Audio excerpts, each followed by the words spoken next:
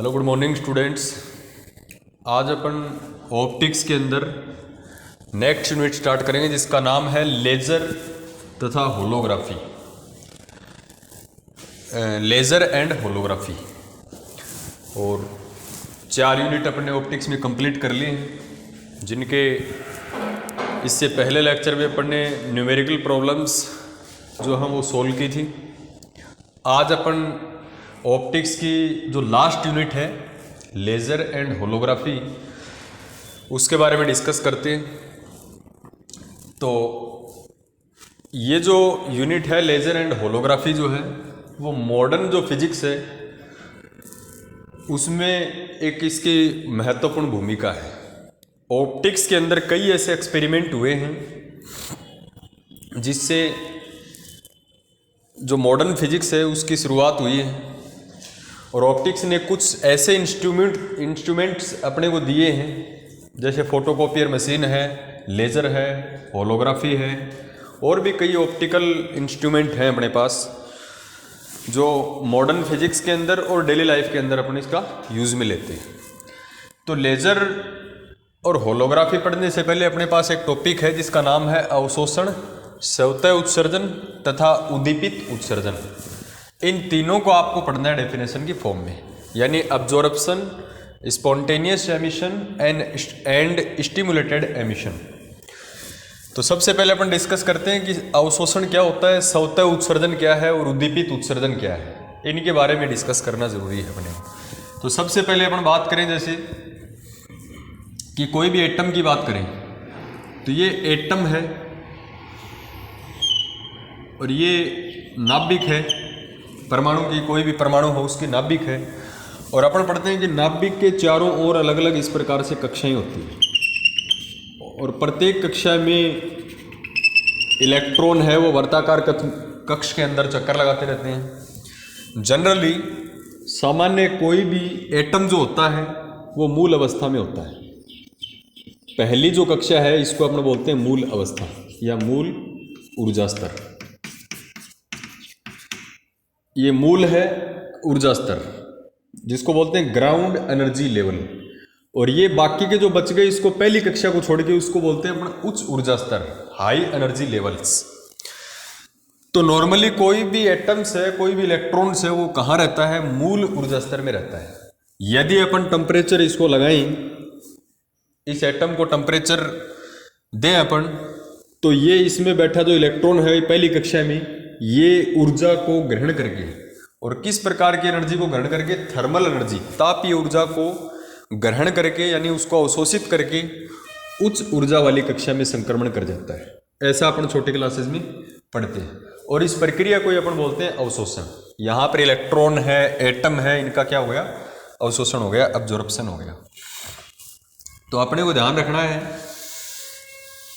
कि कोई भी एक देखो फोटोन होता है कि प्रकाश है वो छोटे छोटे पैकेट्स के रूप में चलता है। उन पैकेट को क्वांटा या फोटोन कहा जाता है, और कोई भी एक फोटोन की जो एनर्जी है वो आवृत्ति के समानुपाती होती है। Energy of the photon is directly proportional to the frequency.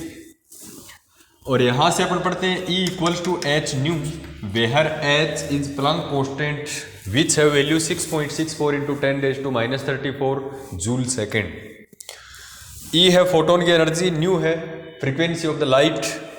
तो यहां पर ये जो फॉर्मूला है ये मैक्स प्लैंक सर ने दिया था।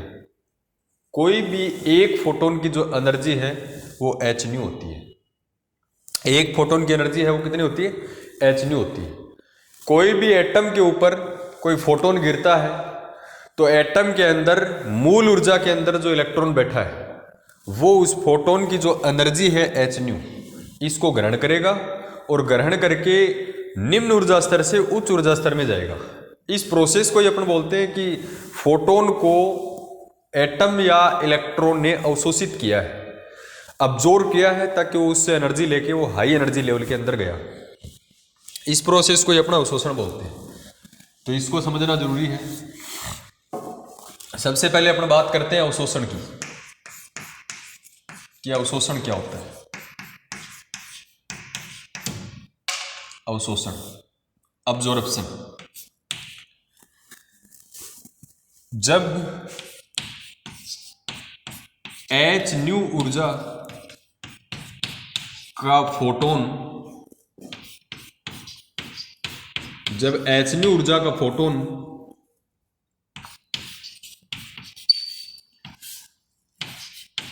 किसी परमाणु पर आपतित होता है, जब h न्यू ऊर्जा का कोई फोटोन किसी परमाणु पर आपतित होता है,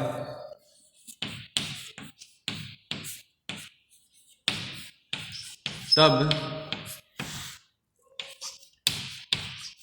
परमाणु, या यहां पर परमाणु की जो कक्षाएं हैं उन कक्षाओं में जो इलेक्ट्रॉन है उनकी बात करें तो परमाणु या इलेक्ट्रॉन एक ही बात है।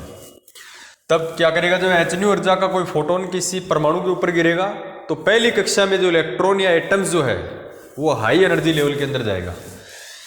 तब परमाणु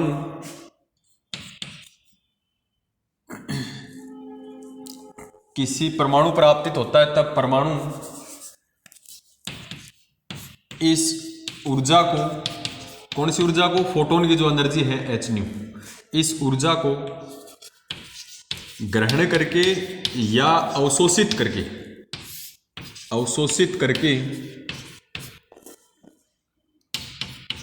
निम्न ऊर्जा स्तर से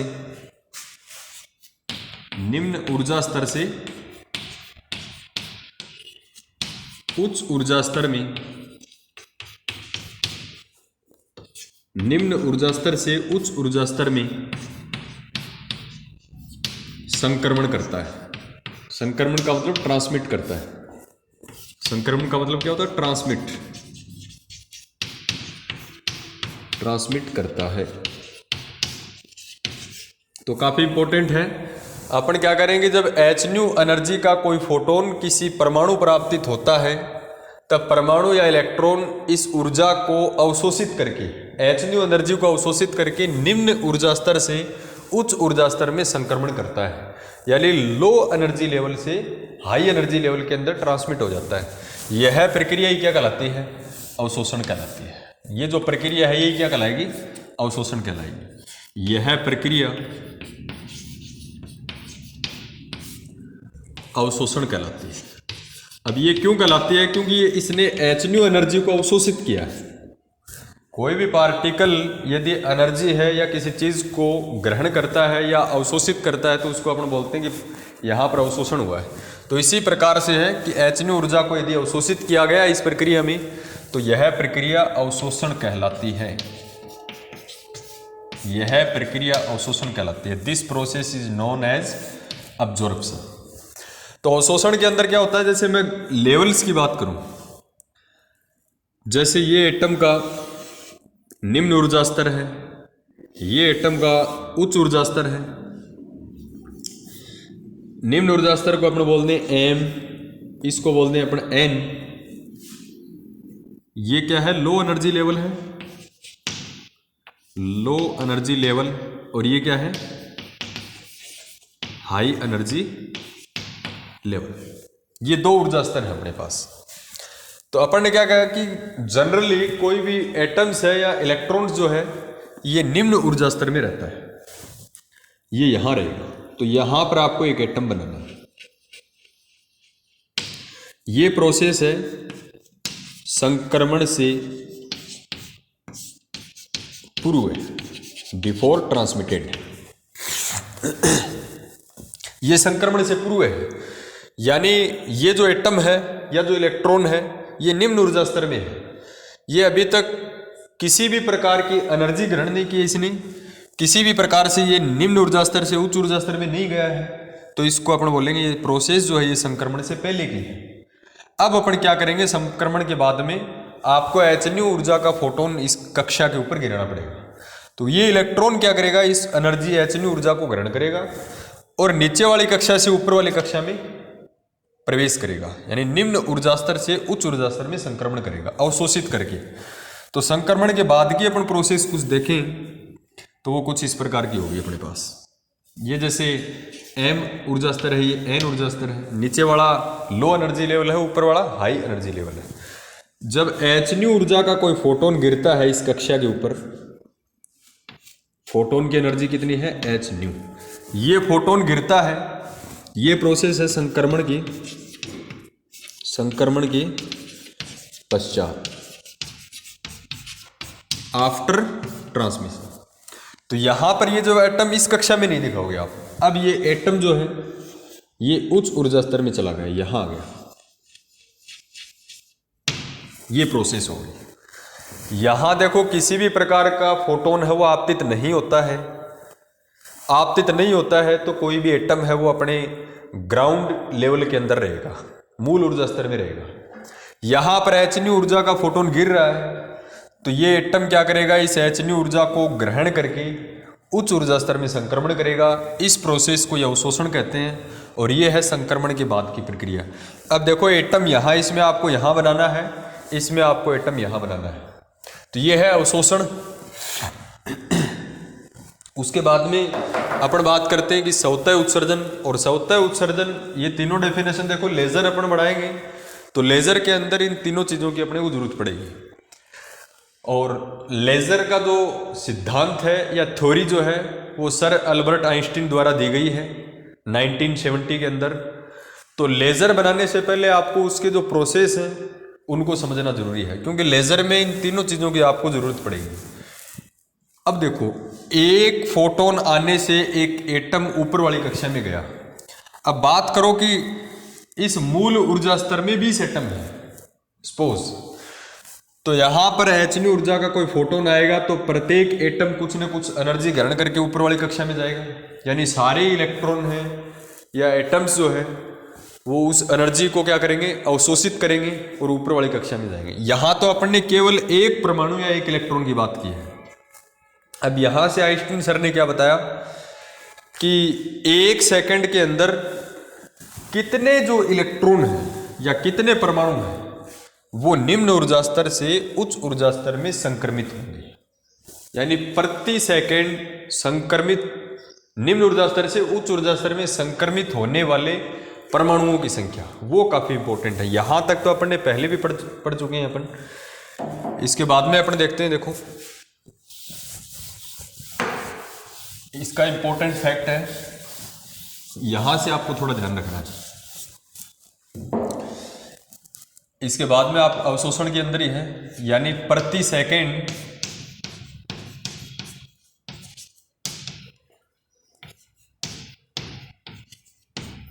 संक्रमित परमाणुओं की संख्या, प्रति सेकंड संक्रमित परमाणुओं की जो संख्या है वो ऊर्जा घनत्व के एनर्जी जो डेंसिटी है के परमाणुओं की संख्या या प्रति सेकंड संक्रमित परमाणुओं की संख्या ऊर्जा घनत्व की समानुपाती होती है। ये इंपॉर्टेंट है, सर अल्बर्ट आइंस्टीन ने इसके बारे में बताया था कि प्रति सेकंड यानी 1 सेकंड में कितने एटम लो एनर्जी लेवल से हाई एनर्जी लेवल के अंदर जाएंगे, उनकी संख्या किस पर डिपेंड करेगी, ऊर्जा घनत्व, एनर्जी डेंसिटी। और ऊर्जा घनत्व क्या होता है कि एकांक क्षेत्रफल में, जैसे ये कोई एरिया है, इसकी टोटल एनर्जी कितनी है, मान के चलो 100 जूल है, इस क्षेत्रफल के एकांक क्षेत्रफल में यानी यूनिट एरिया के अंदर जितनी एनर्जी होगी वो एनर्जी क्या है, एनर्जी डेंसिटी है। एकांक क्षेत्रफल में उपस्थित ऊर्जा ऊर्जा घनत्व कहलाती है। पूरे एरिया के अंदर जो एनर्जी है वो अपने को ध्यान नहीं रखनी, अपने को ध्यान रखना है कि 1 सेकंड के अंदर कितने एटम लो एनर्जी लेवल से हाई एनर्जी लेवल के अंदर जा रहे हैं, वो किस पे डिपेंड करेगी, एकांक क्षेत्रफल में उपस्थित ऊर्जा के प्रोपोर्शनल होती है। एकांक क्षेत्रफल की एनर्जी ज्यादा है तो प्रति सेकंड नीचे से ऊपर की तरफ जाने वाले एटम्स, उनकी प्रायिकता ज्यादा होगी, कम है तो इनकी प्रायिकता कम होगी। तो ये फिक्स कोई आंकड़ा तो नहीं है, लेकिन उन्होंने इसके बारे में अपने को बताया कि 1 सेकंड में परमाणुओं की संख्या कितनी होगी, तो उनकी प्रायिकता जो है उन प्रोबेबिलिटी है उसके बारे में बताएं। अर्थात प्रोबेबिलिटी, किसकी प्रोबेबिलिटी? प्रति सेकंड निम्न ऊर्जा स्तर से उच्च ऊर्जा स्तर में जाने वाले परमाणुओं की संख्या। वो फिक्स नहीं है, तो वो प्रायिकता के आधार पर है, प्रोबेबिलिटी है भाई इतने एटम्स हैं वो प्रति सेकंड जा सकते हैं। तो P है वो समानुपाती होता है किसके? ऊर्जा घनत्व के, और ऊर्जा घनत्व को लिखते हैं U से। U क्या है यहाँ? ऊर्जा घनत्व। और ये लाइन लिखिए कि प्रति सेकंड संक्रमित परमाणुओं की जो संख्या है, परमाणुओं की संख्या को यहां मैंने प्रायिकता लिखा है कि एक सेकंड में इतने से एटम जा सकते हैं। तो प्रायिकता जो है वो ऊर्जा घनत्व के समानुपाती हो। यहां मैं प्रोबेबिलिटी के नीचे M2N लगा रहा हूं, प्रोबेबिलिटी के नीचे Mn लगाया। Mn का मतलब समझ जाना, आपकी M कक्षा से N कक्षा में संक्रमित करने वाले परमाणु की प्रायिकता है। और यहां से Pmn, यहां समानुपाती का चिन्ह अपन हटाएंगे तो एक कांस्टेंट आएगा, और उस कांस्टेंट को अपन मान लें B। अब B के नीचे भी आपको M2N लगाना पड़ेगा। M2N अपनी सुविधा के लिए है कि अवशोषण में परमाणु कहां से कहां जाता है? M से N में जाता है, और इंटू U, ये फॉर्मूला है। इसको दे देंगे अपनी इक्वेशन नंबर फर्स्ट। और जहां Bmn क्या है? एक कांस्टेंट है, क्योंकि समानुपाती का चिन्ह हटाया तब कांस्टेंट आया, एक नियतांक है। और इसको क्या बोलते हैं? जहां Bmn एक नियतांक है जिसे आइंस्टीन का अवशोषण गुणांक कहते हैं। आइंस्टीन का अवशोषण गुणांक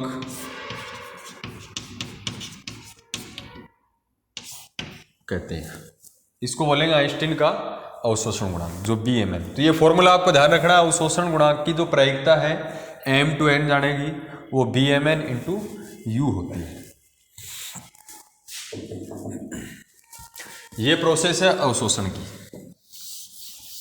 अब अपन बात करते हैं सेकंड पॉइंट, स्वतः उत्सर्जन की।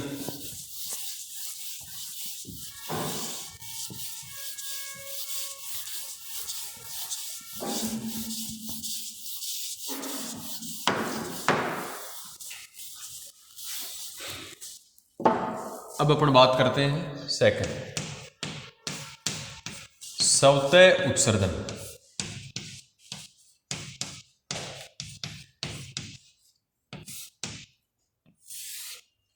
Spontaneous emission.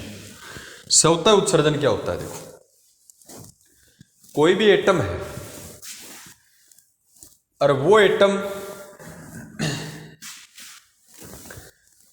किसी भी प्रकार से एनर्जी लेके अपने से ऊपर वाली कक्षा में जाता है, तो वो एटम उच्च ऊर्जा स्तर में कितने समय तक रहेगा? यानी कोई भी इलेक्ट्रॉन है, कोई भी एटम है, वो अपनी कक्षा को छोड़ के दूसरी कक्षा में जा सकता है, यानी एनर्जी उसको मिल जाएगी तो अपनी कक्षा को छोड़ के ऊपर वाली कक्षा में जा सकता है। लेकिन वहां कितने टाइम तक रहेगा? इसके लिए टाइम है 10⁻⁻⁸ सेकेंड। इतने टाइम तक ये रहेगा। उसके बाद में आप इसको एनर्जी दो या न दो, ये जो एटम है ये अपनी मूल अवस्था में वापस संक्रमित कर जाएगा। तो अपन ये बोल सकते हैं कि एक उच्च ऊर्जा स्तर में किसी भी इलेक्ट्रॉन का जीवन काल कितना होता है? 10⁻⁸ सेकेंड होता है। यानी उत्तेजित, इस कक्षा बोलते हैं मूल कक्षा, ये होती है उत्तेजित ऊर्जा स्तर, एक्साइटेड एनर्जी लेवल। ये उच्च ऊर्जा स्तर को बोलते हैं उत्तेजित, इसको बोलते हैं मूल। तो एक उत्तेजित ऊर्जा स्तर में परमाणु का जीवन काल कितना होता है? 10⁻⁻8 सेकेंड। इतने टाइम बाद में उस एटम को अपने ग्राउंड लेवल के अंदर आप उसको आना ही आना पड़ेगा। तो इस प्रोसेस के अंदर क्या होता है?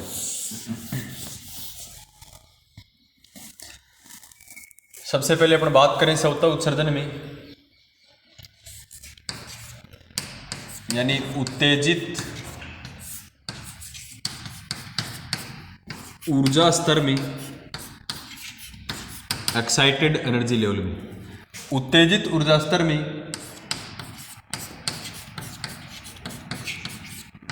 एक परमाणु का जीवन काल, टाइम पीरियड 10⁻⁻8 सेकेंड होता है। ऊपर वाली कक्षा के अंदर कोई भी एटम है या इलेक्ट्रॉन है, उसका जीवन काल कितना होता है? 10⁻⁸ सेकेंड होता है। इसके पश्चात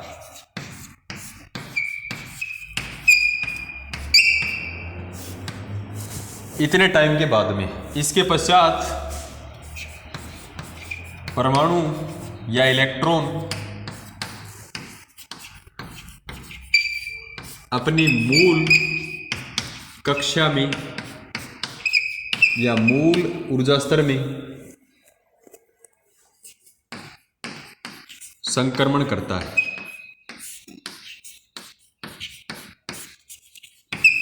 समझना काफी इंपॉर्टेंट है। इसके पश्चात परमाणु अपनी मूल कक्षा में संक्रमण करता है तथा साथ ही ऊर्जा को उत्सर्जित करता है। साथ में एनर्जी को क्या करेगा? उत्सर्जित करता है। यह प्रक्रिया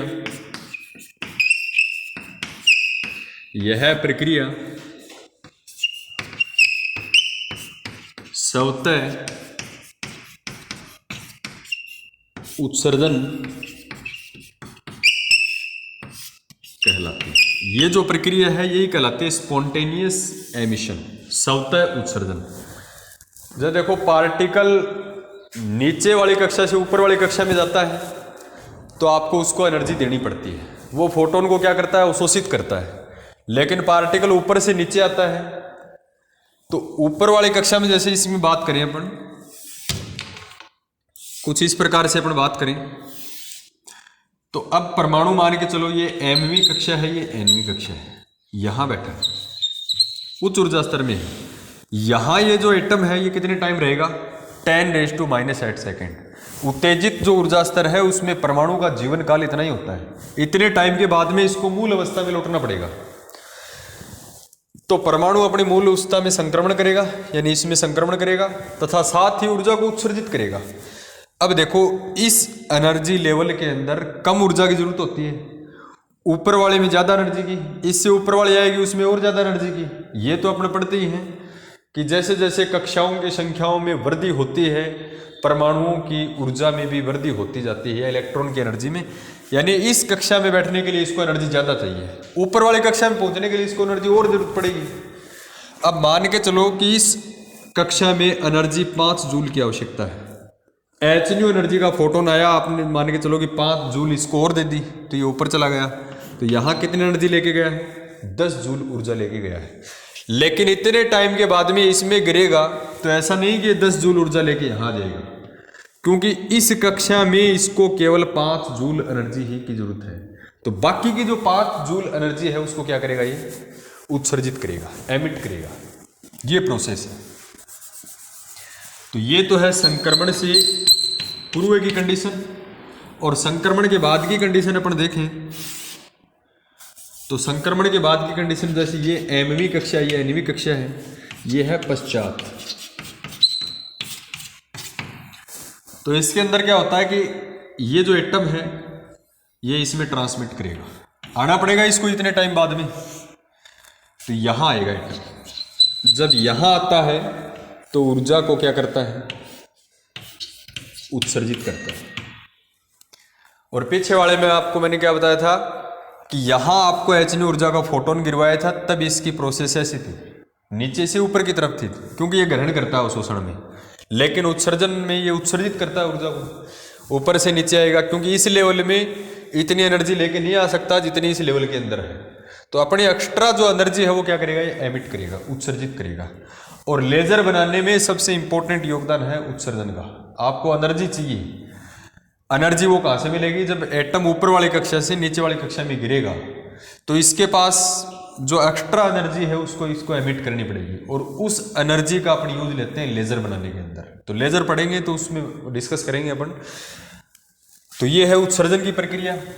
अब जिस प्रकार से आइंस्टीन सर ने 1 सेकंड में कितने एटम हैं वो अवशोषित होंगे, यानी नीचे वाली कक्षा से ऊपर वाली में जाएंगे, वो किस पे डिपेंड करती है? ऊर्जा घनत्व के ऊपर डिपेंड करती है।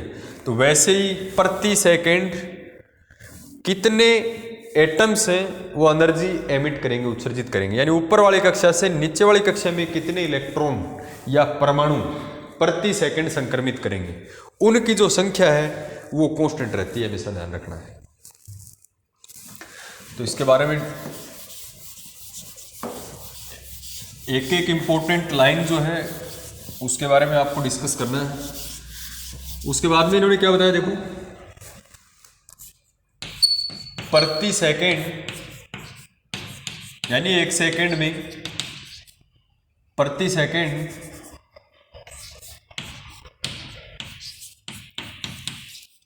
संक्रमित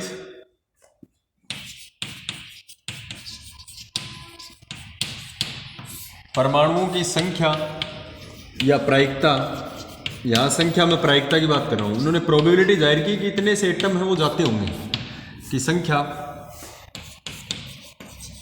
नियत रहती है। देखो अवशोषण में तो क्या बताया था, प्रति सेकंड संक्रमित करने वाले, संक्रमित का मतलब यहां वही संक्रमित नहीं है, यहां संक्रमण का मतलब ऊपर से नीचे आना उत्सर्जन में, और अवशोषण में संक्रमित का मतलब क्या था, नीचे से ऊपर जाना। तो प्रति सेकंड संक्रमित यानी ऊपर से नीचे आने वाले परमाणुओं की जो संख्या, प्रायिकता जो है, प्रोबेबिलिटी, वो क्या रहेगी, कांस्टेंट रहती है। और अवशोषण में क्या रहती है, ऊर्जा घनत्व के समानुपाती होती है, अर्थात प्रोबेबिलिटी जो है वो क्या रहेगी, कांस्टेंट रहेगी। और उस कांस्टेंट को नाम दिया इन्होंने ए, कैपिटल ई। अब देखो यहां से अपन डिस्कस करें तो प्रायिकता है, अवशोषण में क्या लिखा था, एम से एन जा रहे थे अपन, और इसमें क्या लिखेंगे अपन, कहां से कहां रहे हैं, एन से एम, यानी प्रायिकता है ये एन से एम की ओर संक्रमित करने वाले परमाणुओं की, एन से एम। तो ये जो कांस्टेंट है इसके नीचे भी लगा देते हैं एन, यानी ये फॉर्मूला जो बनेगा ये इतना बनेगा, पी एन एम बराबर ए एन। कोई कांस्टेंट है जहां ए एन एम जो है, ए एन एम कहलाता है स्वतः उत्सर्जन गुणांक, आइंस्टीन का स्वतः उत्सर्जन गुणांक, आइंस्टाइन स्पॉन्टेनियस एमिशन कोफिशिएंट, ये कहलाएगा। पी एन एम बराबर होता है ए एन एम। तो ध्यान रखना है, स्वतः उत्सर्जन में प्रति सेकंड संक्रमित करने वाले परमाणुओं की संख्या क्या रहेगी, कांस्टेंट रहेगी। ये बात बताई थी सर अल्बर्ट आइंस्टीन ने, और वो कांस्टेंट इन्होंने क्या मान लिया, ए। एन एम अपन ने अपनी सुविधा के लिए लगाया, दोनों के, प्रायिकता के भी एन एम लगाया है, इसके भी एन एम लगाया है, यानी एन से एम की ओर अपन ट्रांसफर हो रही है। तो ये दो डेफिनेशन अपन ने पढ़ी है। इसके बाद में थर्ड डेफिनेशन जो है इसके बारे में डिस्कस करते हैं।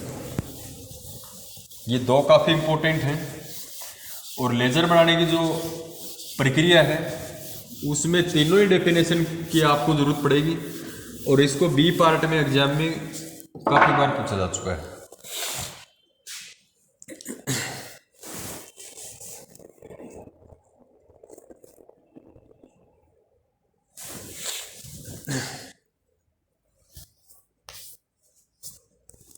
थर्ड है उद्दीपित उत्सर्जन।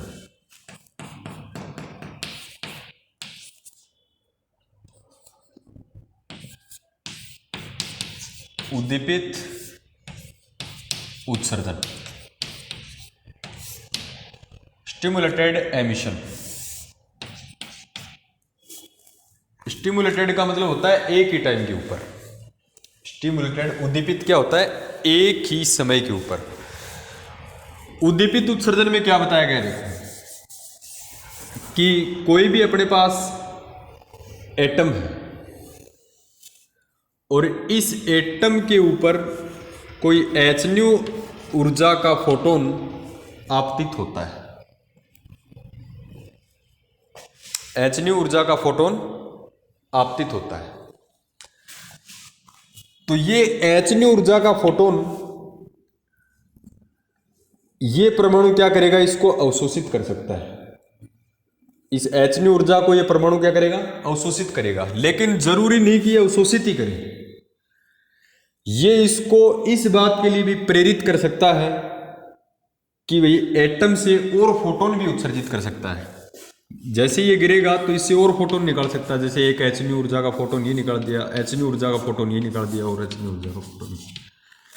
तो यहां पर अपने पास एक फोटोन था, वो किसी एटम के ऊपर गिरा तो उससे नए फोटोनों का निर्माण हुआ। ऐसा एक्सपेरिमेंट में देखा गया। तो अपने पास प्रोसेस क्या थी कि hν ऊर्जा का फोटोन एटम के ऊपर गिरा तो एटम उसको क्या कर सकता है, अवशोषित कर सकता है। लेकिन आइंस्टीन सर ने क्या बताया, ये hν ऊर्जा का फोटोन किसी परमाणु के ऊपर गिरता है तो जरूरी नहीं है कि वो उसको केवल अवशोषित करे, यानी उससे और नए फोटोन भी उत्सर्जित कर सकता है। इस प्रक्रिया को बोलते हैं उद्दीपित उत्सर्जन। और उत्सर्जन आपको पता ही है कब होता है, जब एटम ऊपर वाली कक्षा से नीचे वाली कक्षा में आता है। जब नीचे से ऊपर जाता है तो अवशोषित करेगा वो। उत्सर्जन की बात हो रही है तो उत्सर्जन की प्रोसेस में एटम ऊपर से नीचे गिरेगा, ये ध्यान रखना है। तो इसकी भी थ्योरी इंपॉर्टेंट है, उद्दीपित उत्सर्जन है, इसका भी लेजर में काफी इंपॉर्टेंट रोल है। तो अपन लिख देते हैं, जब hν ऊर्जा का फोटोन किसी परमाणु पर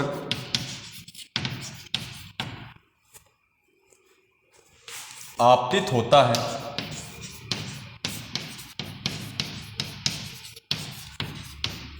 तो यह आवश्यक नहीं है कि फोटोन परमाणु द्वारा केवल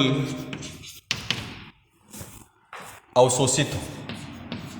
यह अपन पढ़ चुके हैं कि hν ऊर्जा का कोई फोटोन परमाणु पर गिरता है तो परमाणु क्या करता है, उसको अवशोषित। लेकिन सर अल्बर्ट आइंस्टीन क्या कहते हैं, जब hν ऊर्जा का फोटोन किसी परमाणु पर आपतित होता है तो यह आवश्यक नहीं है कि फोटोन द्वारा या फोटोन परमाणु द्वारा केवल अवशोषित हो।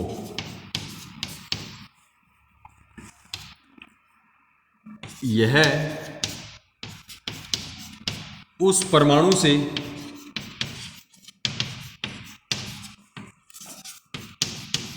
और अधिक फोटोन भी उत्सर्जित कर सकता है, और अधिक फोटोन भी उत्सर्जित कर सकता है। यह प्रक्रिया क्या कहलाएगी, उद्दीपित उत्सर्जन कहलाती है। This process is known as stimulated emission. तो इसको आपको ध्यान रखना है कि अल्बर्ट आइंस्टीन सर ने क्या बताया कि hν एनर्जी का कोई फोटोन किसी एटम के ऊपर आपतित हो तो जरूरी नहीं कि वो एटम जो है वो उस फोटोन को अवशोषित ही करे, यानी उससे और फोटोन है वो उत्सर्जित कर सकता है, यानी परमाणु को प्रेरित कर सकता है कि उससे और फोटोन उत्सर्जित हो जाए। तो इस प्रक्रिया को अपन क्या कहेंगे, उद्दीपित उत्सर्जन कहेंगे। तो इसके लिए अपन डायग्राम बनाए तो कुछ इस प्रकार का बनेगा। उत्सर्जन की बात हो रही है तो एटम कहाँ बैठेगा, ऊपर वाली कक्षा में, क्योंकि ऊपर से नीचे आएगा तो उत्सर्जन होगा। तो ये mवीं कक्षा है, ये nवीं कक्षा है, ये पूर्व की बात है। उसके बाद की अपन बात करें तो एटम जब hν ऊर्जा का फोटोन इसके ऊपर गिरेगा, यानी ये नीचे से ऊपर तो आएगा एटम इतने 10⁻⁻8 सेकंड बाद में, लेकिन ऊपर से नीचे आते टाइम ये इससे और ज्यादा फोटोन भी उत्सर्जित कर सकता है। ये mवीं कक्षा, ये nवीं कक्षा, ये पश्चात की बात है। ये प्रोसेस हो। यानी उत्सर्जन में कुछ इस प्रकार की प्रक्रिया है। उत्तेजित ऊर्जा स्तर में निम्न ऊर्जा स्तर से आता है तो वो और फोटोन भी उत्सर्जित करके आ सकता है। नीचे वाली कक्षा में गिरेगा तो और फोटोन भी, जैसे अपन ने यहाँ 2 फोटोनों की चर्चा की है, तो और फोटोन भी जनरेट कर सकता है, ऐसा मानना है।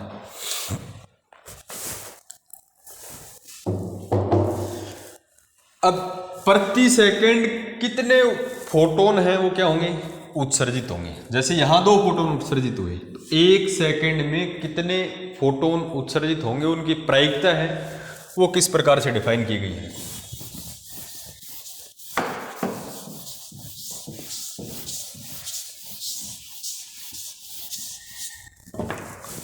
फिर आपको क्या बताना है, प्रति सेकंड उत्सर्जित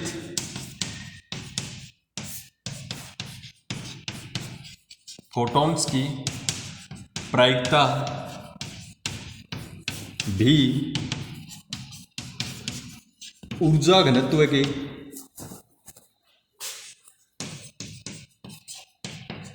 समानुपाती होती है। एक अवशोषण में बताया था कि प्रति सेकंड अवशोषित होने वाले परमाणुओं की संख्या भी ऊर्जा घनत्व के समानुपाती होती है।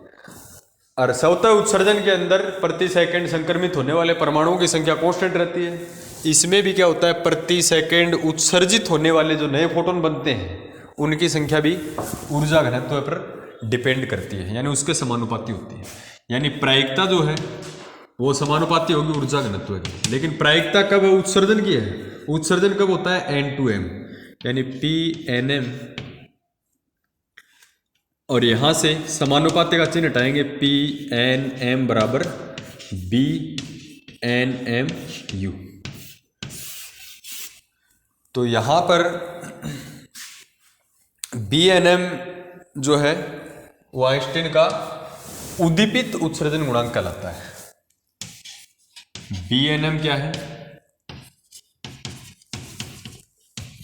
आइंस्टीन का कौन सा गुणांक, उद्दीपित उत्सर्जन गुणांक।